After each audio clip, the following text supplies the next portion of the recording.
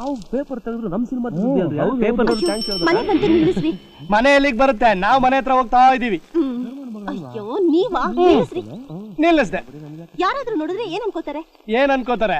ಮದುವೆ ಆಗೋ ಜೋಡಿ ಸೂಪರ್ ಆಗಿದೆ ಅನ್ಕೋತಾರೆ. ನಿಮ್ಗೋ ಚಿಕ್ಕಪ್ಪ ನೋಡ್ತಾ ಇದ್ದಾರೆ. ಯಾ ಈ ಜೋಡಿ ಬಾನಾಡಿಗಳನ್ನ ನೋಡಿ ಆನಂದ ಪಡ್ತಾ ಇದ್ದಾರೆ. ಅಯ್ಯೋ ಹೋಗ್ರಿ ಮನೆಗೆ.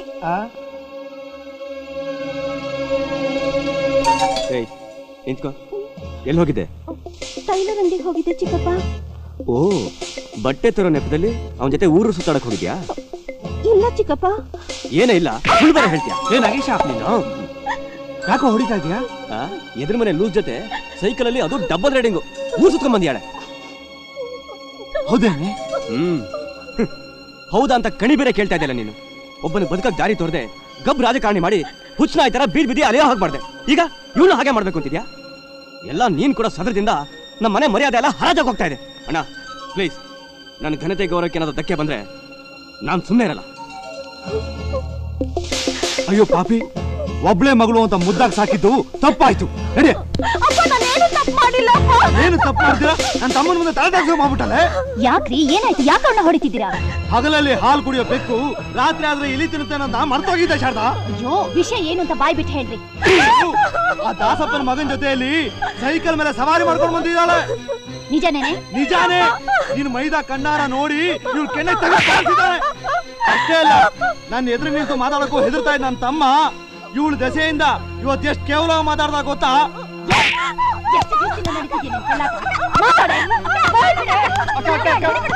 ಕೈ ಮುಗಿತೀನಿ ಅಕ್ಕ, ಶಾಂತಿನ ಮಾತ್ರ ಹೊಡಿಬೇಡಿ ಅಕ್ಕ.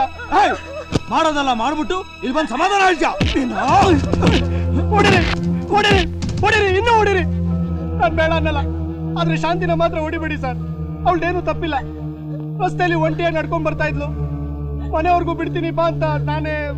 ಅಲ್ವೋ ಅವಿವೇಕಿ, ವಯಸ್ಸಿಗೆ ಬಂದು ಹುಡುಗಿನ ಈ ರೀತಿ ಕರ್ಕೊಂಡು ಸುತ್ತಾಡ್ತಾ ಇದ್ರೆ ನೋಡಿ ಜನ ಏನ್ ಅನ್ಕೋತಾರೆ? ನಮ್ ತುಂಬಿದ ಮನೆ ಮರ್ಯಾದೆ ಏನಾಗ್ಬೇಕು? ನಾಳೆ ನನ್ನ ಮಗಳನ್ನ ಯಾರೋ ಮದುವೆ ಆಗ್ತಾರೆ? ಮಾವ ನಾನ್ ಅಕ್ಕ ಅಕ್ಕ ನಿಮ್ ಮಾಣೆ ಅಕ್ಕ, ನಿಮ್ ಮನೆ ದೇವರಾಣೆ ಅಕ್ಕ. ನಾನು ಶಾಂತಿ ಇದುವರೆಗೂ ತಪ್ಪಾಗಿ ನಡ್ಕೊಂಡಿಲ್ಲ. ಆದ್ರೆ ಒಬ್ಬರನ್ನೊಬ್ರು ಡೀಪ್ ಆಗಿ ಲವ್ ಮಾಡ್ತಾ ಇದ್ದೀವಿ. ಅಷ್ಟೇ ಅಲ್ಲ, ನಮ್ ಲವ್ ಎಪಿಸೋಡ್ ನ ಕೃಷ್ಣ ಮಾವನು ನೋಡಿದ್ದಾರೆ, ತಮ್ಮ ಅಭಿಪ್ರಾಯನೂ ತಿಳಿಸಿದ್ದಾರೆ. ಏನು ಏನಂತ ಹೇಳಿದ್ದಾನ ಅವನು? ನಾನೇ ಮುಂದೆ ನಿಂತು ನಿಮ್ಮಿಬ್ಬರು ಮದುವೆ ಮಾಡಿಸ್ತೀನಿ ಅಂತ ಚಾಲೆಂಜ್ ಮಾಡಿದ್ದಾರೆ. ಅಯ್ಯೋ ಅಯ್ಯೋ, ನೋಡ್ದ ಸಾರ್ದ ಎಂತ ಮನೆ ಆಳು ಕೆಲಸ ಮಾಡಿದಾನ ಅವನು. ಅವನು ಒಬ್ಬ ಚಿಕ್ಕಪ್ಪನ. ಬರ್ಲಿ ಬರ್ಲಿ ಇವತ್ತು ಅವನು.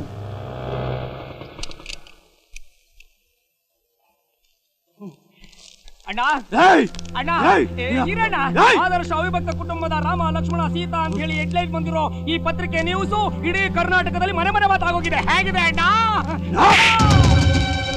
ಅವಿವೇಕಿ, ಈ ಹುಡುಗ ನಮ್ಮ ಹುಡುಗಿ ಜೊತೆ ಬೇರೆ ತರ ಸಂಬಂಧ ಇಟ್ಕೊಂಡಿದ್ದಾನೆ ಅಂತ ಗೊತ್ತಾದ ಮೇಲೆ ಒಂದು ಬುದ್ಧಿ ಹೇಳೋದು ಬಿಟ್ಬಿಟ್ಟು ಅವ್ರಿಬ್ರಿಗೂ ಮದುವೆ ಮಾಡಿಸ್ತೀನಿ ಅಂತ ಚಾಲೆಂಜ್ ಮಾಡಿದ್ಯೇನೋ? ಲೇ ಬೋಸ್ಡಿಕೆ, ಲಿಟಲ್ ಗ್ಯಾಪ್ ಡಿಕೆ. ಓಕೆ, ಇದು ನಮ್ಮ ಪರ್ಸನಲ್ ವಿಷಯ, ಸ್ವಲ್ಪ ಹೊರಡು. ಅಣ್ಣ, ಆಫ್ಟರ್ ಆಲ್ ಒಂದು ಚಿಕ್ಕ ವಿಷಯಕ್ಕೆ ನಾನು ಹೊಡೆದ್ಬಿಟ್ಟಿಯಲ್ಲ.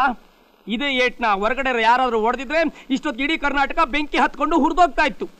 YONO, it's okay. ನಮ್ಮ ಅಣ್ಣ ಅಂತ ನನಗೆ ನಾನೇ ಕ್ಷಮಿಸ್ಕೊಂಡಿದ್ದೀನಿ. ಅಮ್ಮ ಐಶ್ವರ್ಯ, ಸ್ವಲ್ಪ ಮುಂದೆ ಬಾಮ್ಮ ಇಲ್ಲಿ. ಇವರಿಬ್ರಿಗೂ ಮದುವೆ ಮಾಡಿಸ್ತೀನಿ ಅಂತ ನಾನು ಮಾಡಿರೋ ಚಾಲೆಂಜು ತಪ್ಪು ಅಂತ ಅನಿಸಿದ್ರೆ ನೀವು ಮೆಟ್ಟಿರೋ ಮೆಟ್ ತಕೊಂಡು ಹೊರತೋಗೋವರೆಗೂ ಹೊಡಿರಿ, ಒಡಿಸ್ಕೋತೀನಿ. ಒಂದು ವೇಳೆ ನಾನು ಮಾಡಿರೋ ಚಾಲೆಂಜು ಸರಿ ಅಂತ ಅನಿಸಿದ್ರೆ ನಿಮ್ಮನೆ ಮೆಟ್ನ ನೀವೇ ಹಾಕೊಳಕ್ಕೆ ಇಟ್ಕೊಳ್ಳಿ. ಆಗ್ಲೂ ನಾನೊಂದು ಒಳ್ಳೆ ಕೆಲಸ ಮಾಡಿದೀನಿ ಅಂತ ತಿಳ್ಕೋತೀನಿ. ಈ ಕೇಳಿ, ಲಾಭ ನಂಬರ್ 1, ಹುಡುಗ ವಿದ್ಯಾವಂತ, ಬುದ್ಧಿವಂತ, ಗುಣವಂತ. ನಾವ್ ಏನೇ ಹೇಳಿದ್ರು ಕೇಳ್ತಾನೆ. ನಮ್ಮ ಹುಡುಗಿ ಕೈಕಾಲು ಒತ್ತು ಅಂದ್ರೂ ಒತ್ತುತ್ತಾನೆ. ಅಣ್ಣ, ಆ ಹುಡುಗ ಸೀರೆ ಲಂಗ ನೈಟಿನ ಒಗಿತಾನೆ ಅನ್ನೋದಕ್ಕೆ ಈ 3 ಜನ ಪತಿವ್ರತೆಯರ ಸಾಕ್ಷಿ. ಲಾಭ ನಂಬರ್ 2, ಅತ್ತೆ ಇಲ್ಲ, ನಾದ್ನಿ ಇಲ್ಲ, ಯಾರ ಕಿರ್ಕುಳುವಿಲ್ಲ, ಅವನೈನ್ ಇರೋದೇ ಅವರಿಬ್ರು. ಅದರಲ್ಲೂ ಆ ರೋಡ್ ರೋಲರ್ ದಾಸ್ ಡಿಕೆಗೆ ಮೊಮ್ಮಗು ಹುಟ್ಟಿದ ತಕ್ಷಣ ಕೊಟ್ಟಕ್ಕಂತಾನಂತೆ. ಇದು ಅವನ ಜಾತಕ, ಕೆಟ್ಟ ವಿಧಿ, ನಾನೇನೋ ಮಾಡಕ್ಕಾಗಲ್ಲ. ಲಾಭ ನಂಬರ್ 3, ಹುಡುಗ 4 ಮನೆ ಓನರ್ ಮಗ. ಅವನನ್ನ ನಾವು ಅಳಿನಾಗಿ ಮಾಡ್ಕೊಂಡ್ರೆ ನಾವು 4 ಮನೆ ಓನರ್ ಆಗ್ತೀವಿ. ಬಾಡಿಗೆ ಪ್ರಾಬ್ಲಮ್ ತಪ್ಪುತ್ತೆ. ಸೊ ಟೋಟಲಿ ಎಲ್ರಿಗೂ ಒಳ್ಳೇದಾಗುತ್ತೆ. ಇಂಥ ಬೆನಿಫಿಟ್ ಆಗೋ ಸಂಬಂಧನ ಬಿಟ್ರೆ ಮತ್ತೆ ಸಿಕ್ಕುತ್ತಾ? No, never. ಸೊ ನಾನು ಆತ್ಮಸಾಕ್ಷಿಯಾಗಿ ಸಂತೋಷ ಪಟ್ಟು ಇವರಿಬ್ರಿಗೂ ಮದುವೆ ಮಾಡ್ತೀನಿ ಅಂತ ಚಾಲೆಂಜ್ ಮಾಡಿದ್ದು. ಮಗಳೇ ಐಶ್ವರ್ಯ, ನನ್ನಿಂದ ಏನಾದರೂ ರಾಂಗ್ ಆಗಿದೆಯೇನಮ್ಮ? ಖಂಡಿತ ಇಲ್ಲ ಬಾವ. ನಮ್ ಶಾಂತಿನ ಆ ಹುಡುಗನ್ ಕೊಟ್ಟು ಮದ್ವೆ ಮಾಡೋದೇ ಒಳ್ಳೇದು. ಮಹಾಲಕ್ಷ್ಮಿ ಓಕೆ. ಅಮ್ಮ ತಾಯಿ ಅತ್ತಿಗೆಮ್ಮ ತಾವೇನಂತೀರಿ? ನಿಜವಾಗ್ಲೂ ಒಳ್ಳೆ ಸಂಬಂಧ. ನಮ್ಮನೆಗೆ ಮುತ್ತಿನಂಥ ಅಳಿಯ ಸಿಗ್ತಾನೆ Krishna. Very good very good. ಅವಿಭಕ್ತ ಕುಟುಂಬದ ಮಹಾನ್ ಆಯ್ಕೆ ಓಕೆ ಅಂತಾಯ್ತು. ಕನಕಲಕ್ಷ್ಮಿ ಮೈ ಡಾರ್ಲಿಂಗ್, ನೀನೇನು ಹೇಳ್ತೀಯಾ? ನನ್ನ ಗಂಡ MLA ಆಗ್ತಾನೆ, MLA ಆಗಿ CM ಆಗ್ತಾನೆ, CM ಆಗಿ 6 ತಿಂಗಳಲ್ಲಿ PM ಆಗ್ತಾನೆ, ಅನ್ನೋದಕ್ಕೆ ಸಕ್ಸಸ್ ಆಗ್ತಾರೆ ಮದುವೆನೇ ಸಾಕ್ಷಿ.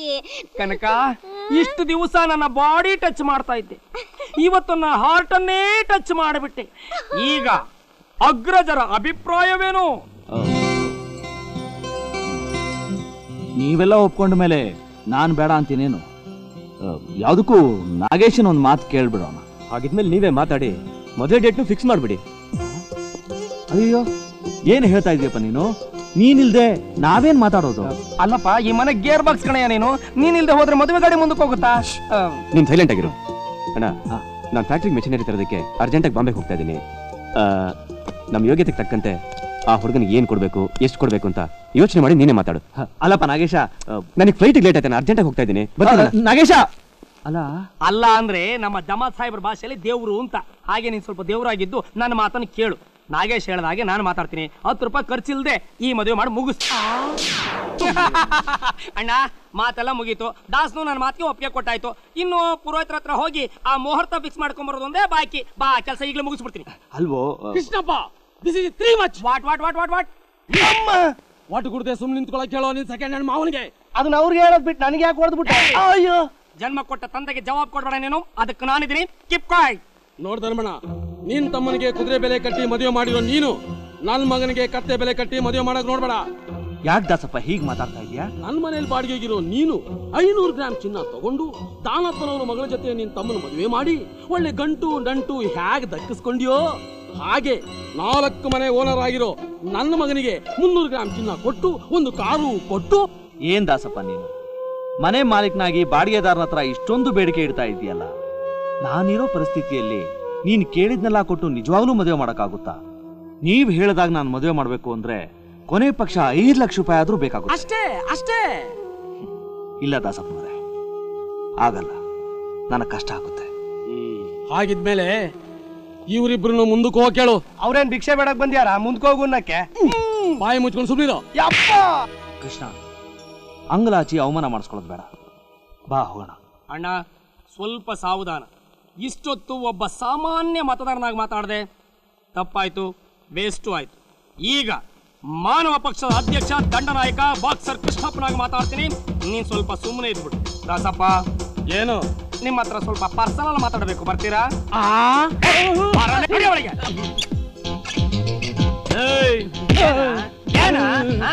ಈ ಬಾಕ್ಸರ್ ಕೃಷ್ಣಪ್ಪ ಲೇ ಬಂಡ್ಲಿದಾಸ, ನಾನು ರೌಡಿ ರಾಜಕಾರಣಿ ಗೊತ್ತಾ? ಖಾದಿ ಕಾವಿ ಕಾಕಿ 3 ಕಲರ್ ಡ್ರೆಸ್ ಪವರು ನನ್ನ ಜೇಬಲ್ಲಿದೆ. ನನ್ನ ಹತ್ರ ಏನಾರ ಬಾಲ ಬಿಚ್ಚದ ನಿನ್ನ ಮಾಡಾಕ್ಬಿಡ್ತೀನಿ. ನನ್ನ ಹತ್ರನೇ ಬಾಲ ಬಿಚ್ಚೇನೋ? ಏನ್ ದಾಸೋಣ ಇದೆಲ್ಲ? ಏನ್ ಮಾಡ್ತೀನಿ ಗೊತ್ತಾ? ಕೋಣನ್ ಕಡ್ದು ಬಿಸಾಕ್ತೀನಿ. ದಾಸಣ್ಣ, ಇವ್ರುಗಳು ಕೆಳಗೆ ಬಿಟ್ಬಿಡು, ಇಲ್ಲ ಅಂದ್ರೆ ಬೆಡ್ರೂಮ್ ಎಲ್ಲ ಬಾತ್ರೂಮ್ ಆಗೋಯ್ತದೆ. ಆಗಿದ್ಮೇಲೆ ಇಷ್ಟಂತೆ ಮದ್ವೆ ಮಾಡಿ ಮುಗಿಸ್ಬೇಕು ಅಷ್ಟೇ ತಾನೆ? ಆಮ ಅವನು ಹೌದು. ನೋ ಪ್ರಾಬ್ಲಮ್, ನಾನಿದ್ದೀನಿ, ಡೋಂಟ್ ವರಿ. ಆದ್ರೆ ನಮ್ಮ ಅಣ್ಣನ ತಮ್ಮ ನಾಗೇಶ್ ಸ್ವಾಮಿಯೇ ಶರಣಂ ದಾಸಪ್ಪ. ಬದ್ಲಾಯಿಸೋ ಎಕ್ಕಡ್ದಂಗಿರೋ ನಿನ್ ನಾಲ್ಗೆನ ಈಚೆ ತೆಗಿಯೋ. ಯಾಕೆ ಈಚೆ ತೆಗಿಯೋ ಹೇಳ್ತೀನಿ. ಕುದುರೆಗೆ ಕಾಲ್ ಮುಖ್ಯ, ಕತ್ತೆಗೆ ಬೆನ್ ಮುಖ್ಯ, ನಿನ್ನಂತ ಚೋಡುಗೆ ನಾಲ್ಗೆನೆ ಮುಖ್ಯ. ಒಟ್ಟ ಮಾತಿಗೆ ಏನಾದ್ರೂ ತಪ್ಪಿದ್ಯೋ ನೀನ್ ನಾಲ್ಗೆನ ನಂಬಿ ಕೆಟ್ಟವರಿಲ್ಲವೋ ದಾಸ? ನೋ ಏಕವಚನ, ಬಹುವಚನ. ಹೇಗ್ರಿ ನಡೆಯುತ್ತೆ? 200 ಗ್ರಾಮ್ ಚಿನ್ನ, 2 ಲಕ್ಷ ರೂಪಾಯಿ ಕ್ಯಾಶು, ಜೊತೆಗೆ 2 ಕಡೆ ಮದ್ವೆ ಖರ್ಚುನು ನಾನೇ ನೋಡ್ಕೋತೀನಿ ಅಂತ ನಿಮ್ಮ ಅಣ್ಣ ಮಾತ್ ಕೊಟ್ಟು ಬಂದಿದ್ದಾರೆ. ಏನು? ಹೌದು ರೀ, ಕಡಿಮೆ ಅಂದ್ರೂ ಈಗ ಶಾಂತಿ ಮದ್ವೆಗೆ 5 ಲಕ್ಷ ರೂಪಾಯಿ ಬೇಕೇ ಬೇಕು. ಏನ್ ಐಲಾಟ ಆಡ್ತಿದಾರ ಅವರು? 5 ಲಕ್ಷ ರೂಪಾಯಿ ಯಾವನ್ ಖರ್ಚು ಮಾಡ್ತಾನೆ? ಯಾರನ್ನ ಕೇಳಿ ತೀರ್ಮಾನ ಮಾಡಿದ್ರು? ಏನ್ರಿ ಹೀಗ್ ಮಾತಾಡ್ತಿದ್ದೀರಾ? ನೀವ್ ಬಾಂಬೆಗೆ ಹೋಗ್ಬೇಕಾದ್ರೆ ನಿಮ್ಮ ಅಣ್ಣನ ಹತ್ರ ನೀವೇ ಮಾತಾಡಿ ಅಂದ್ರಂತೆ. ಹೇಳಿದ್ದೆ. ಏನಂತ ಹೇಳಿದ್ದೆ? ನಮ್ ಯೋಗ್ಯತೆ ತಕ್ಕಾಗಿ ಏನ್ ಕೊಡ್ಬೇಕು, ಎಷ್ಟು ಕೊಡ್ಬೇಕು ಅನ್ನೋದನ್ನ ಯೋಚನೆ ಮಾಡಿ ತೀರ್ಮಾನ ಮಾಡಿ ಅಂತ ಬಿಡ್ಸೋಳೋಗಿದ್ದೆ. ಗೊತ್ತಾ? 5 ಲಕ್ಷ ರೂಪಾಯಿ ಖರ್ಚು ಮಾಡೋದು ಅಂದ್ರೆ ಏನ್ ತಮಾಷೆನಾ? ಆಸೆ ಪಡೋದಕ್ಕೂ ಒಂದು ಮಿತಿ ಇದೆ. ಛೇ, ನಮ್ಮ ಅಣ್ಣ ನಮ್ಮ ಅತ್ತಿಗೆ ತುಂಬಾ ಒಳ್ಳೆಯವರು ಅನ್ಕೊಂಡಿದ್ದೆ, ಆದ್ರೆ ಇವತ್ತು ಗೊತ್ತಾಯ್ತು ಅವ್ರ ಮನ್ಸಲ್ಲಿ ಎಂತ ದುರಾಸೆ ಇದೆ ಅಂತ. ಇಷ್ಟಕ್ಕೆಲ್ಲ ಕಾರಣ ನೀನು ಐಶ್ವರ್ಯ. ನಾನೇನ್ರಿ ಮಾಡ್ದೆ? ಲೋಕಲ್ ಬಸ್ ನಲ್ಲಿ ಪ್ರಯಾಣ ಮಾಡೋ ಕಾಮನ್ ಜನಗಳನ್ನ ಹೈಟೆಕ್ ಲಕ್ಸುರಿ ಬಸ್ ನಲ್ಲಿ ಕೂರ್ಸ್ಕೊಂಡು ಲೈಫ್ ಲಾಂಗ್ ಜರ್ನಿ ಮಾಡಕ್ ಆಸೆ ಪಟ್ಟೆ ನೋಡು. ಅದು ನೀನ್ ಮಾಡಿದ ಮೊದಲೇ ತಪ್ಪು. ಮಾಮೂಲಿ ಕಾಟನ್ನು ಟೆರಿಕಾಟ್ ಬಟ್ಟೆ ತಗೋ ಸಾಕು ಅಂತ ನಾನ್ ಹೇಳಿದ್ರೆ ನಮಗ್ ಸರಿ ಸಮಾನವಾಗಿ ಎಲ್ರಿಗೂ ರೇಷ್ಮೆ ಬಟ್ಟೆ ತಗೊಂಡೆ ನೀನು. ಆ ಬಟ್ಟೆ ಹಾಕೊಂಡ ತಕ್ಷಣ ಅವ್ರು ತಮ್ಮ ಲೋ ಲೆವೆಲ್ ಮರೆತು ಹೈ ಲೆವೆಲ್ ಫ್ಯಾಮಿಲಿ ತರ ಮೆರೆಯೋ ಹಾಗೆ ಮಾಡ್ಬಿಟ್ಟೆ ನೀನು. ಇವ್ರ ಕೊಬ್ಬನ್ನ ಹೇಗ್ ಕರಗಿಸ್ಬೇಕು ಅಂತ ನನಗ್ ಚೆನ್ನಾಗ್ ಗೊತ್ತು. ನೋಡ್ತಾ ಇರು ಏನ್ ಮಾಡ್ತೀನಿ. ಪ್ಲೀಸ್ ಆತರ ಪಡ್ಬೇಡ್ರಿ. ನೋಡಿ, ಆಗಿದೇನೋ ಆಗೋಯ್ತು. ನಾವೆಲ್ಲ ಸೇರ್ಕೊಂಡು ಶಾಂತಿ ಮದ್ವೆ ಮಾಡೋಣ. ಬೇಕಾದ್ರೆ ನನ್ನ ಒಡವೆಲಿ 200 ಗ್ರಾಮ್ ಚಿನ್ನನ ಶಾಂತಿ ಕೊಡೋಣ. ಹೌದಾ? ನಾಳೆ ನಿಮ್ಮಪ್ಪ ಕೇಳಿದ್ರೆ ಏನ್ ಜವಾಬ್ ಕೊಡ್ಲಿ? ಅಯ್ಯೋ, ಅದೆಲ್ಲ ನಾನ್ ನೋಡ್ಕೋತೀನ್ರಿ. ನೀನ್ ಹೇಳೋದು ಬೇಡ, ನಿನ್ ಒಡವೆ ಅವಳು ಕೊಡೋದು ಬೇಡ. ಈ ಮದ್ವೆನ ಹೇಗ್ ಮಾಡ್ಬೇಕು, ಯಾವ ರೇಂಜಲ್ಲಿ ಮಾಡ್ಬೇಕು ಅಂತ ನನಗ್ ಚೆನ್ನಾಗ್ ಗೊತ್ತು. ಈ ವಿಷಯಕ್ಕೆ ನೀ ತಲೆ ಹಾಕ್ಬೇಡ.